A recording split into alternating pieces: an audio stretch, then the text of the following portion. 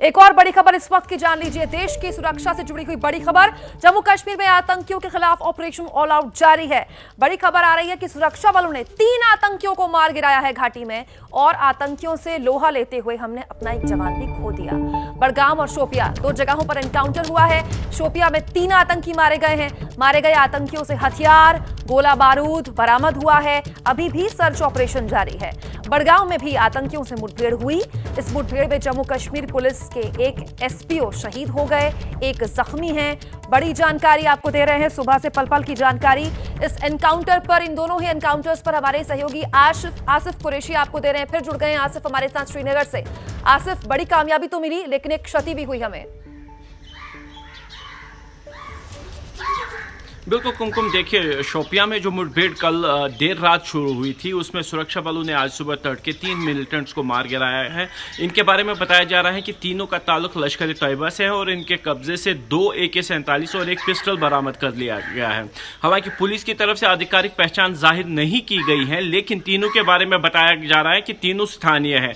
जबकि मध्य कश्मीर के बड़गाम के बीरवा में जो तकरीबन 2 बजे रात से मुठभेड़ शुरू हुई थी, उसमें जम्मू कश्मीर पुलिस के 2 जवान मिलिटेंट्स की फायरिंग में जख्मी हुए थे, जिनमें से एक कांस्टेबल अल्ताफ की बाद में अस्पताल में मृत्यु हो गई, जबकि एक और कांस्टेबल जिसकी पहचान मंजूर के तौर पर की गई है, उसका उपचार सेना के 92 बेस हॉस्पिटल में चल रहा है। पुलिस का यहाँ पे ये कहना है कि मिलिटेंट्स ने फायरिंग करते हुए उस घर से बाहर निकले थे जिसमें वो छुपे हुए थे और आसपास के इलाके में फैल गए, और माना यही जा रहा है कि हो सकता है कि वो फायरिंग का फायदा उठाकर मिलिटेंट भागने में कामयाब रहे हो। लेकिन इस पूरे इलाके की भी घेराबंदी कर दी गई है और यहाँ पे अभी भी तलाशी अभियान चल रहा है। आसिफ, आपने बताया कि तलाशी अभियान अभी चल रहा है, और आपने ये भी बताया कि अभी पुलिस ने औपचारिक तौर पर बताया नहीं है कि किस संगठन से ताल्लुक रख सकते हैं। हमारे एक और जवान हैं जो गंभीर रूप से घायल हैं, उनको लेकर कोई जानकारी? देखिए, पुलिस की तरफ से जो जानकारी दी गई है उसमें कहा गया कि मिलिटेंट्स ने ताबड़तोड़ फायरिंग करते हुए कॉर्डन तोड़ने की कोशिश की थी, जिसमें दोनों जवानों को काफी गंभीर चोटें आई थी, जिसमें एक जवान की उस अस्पताल में मृत्यु हो गई, जबकि दूसरे का उपचार श्रीनगर स्थित सेना के 92 बेस हॉस्पिटल में चल रहा है, जहां पे उसकी हालत गंभीर बनी हुई है।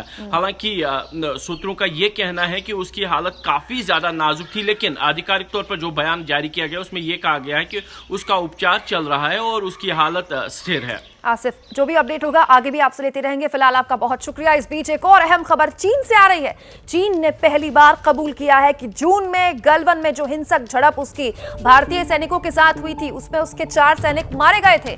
पहली बार है ये जब चीन ने अपने 4 सैनिकों के मारे जाने की बात दुनिया के आगे कबूली है।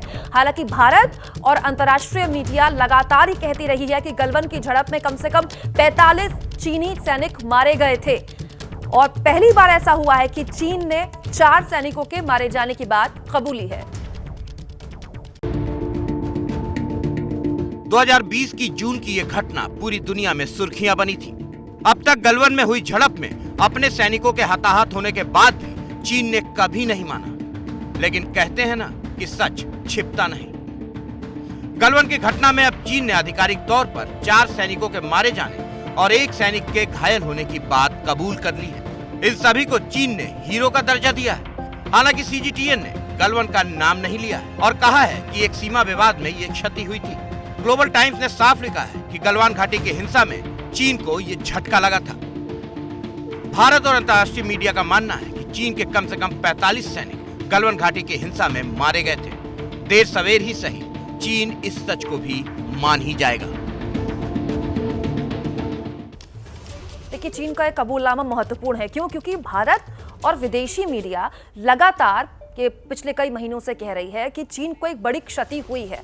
गलवान घाटी हिंसा में चीन ने कबूला है कि उसके 4 सैनिक मारे गए थे, और चीन ने बकायदा इन 4 सैनिकों को हीरो का दर्जा भी अपने देश में दिया है। मारे गए सैनिकों को चीन हीरो मानता है, लेकिन बड़ी बात यह है, महत्वपूर्ण बात यह है कि चीन कम से कम ये कबूल रहा है कि 4 सैनिकों की क्षति उसको हुई है। लेकिन क्या ये क्षति 4 सैनिकों तक ही है या फिर संख्या ज्यादा है? क्योंकि लगातार न सिर्फ भारतीय बल्कि विदेशी मीडिया इस बात को दोहरा रहा है कि ये संख्या काफी ज्यादा है।